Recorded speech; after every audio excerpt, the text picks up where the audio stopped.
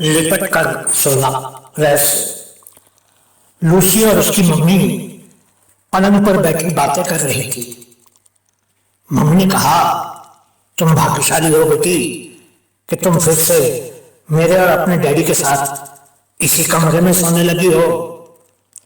Lucy खुश होकर मां से लिपट गई।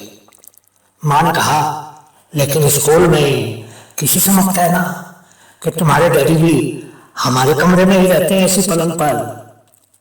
लूसी ने हैरानी से पूछा, लेकिन क्यों मम्मी?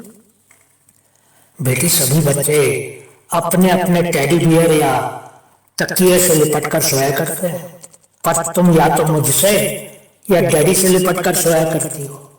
अगर उनको मालूम चल गया कि तुम्हारे डैडी हमारे कमरे में है तो वो फिर से उनको वही ले जाकर कब्र में सुला देंगे।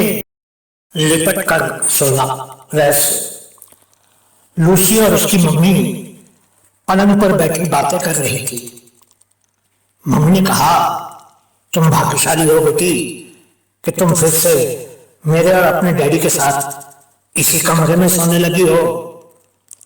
लूसी खुश होकर मां से लिपट गई।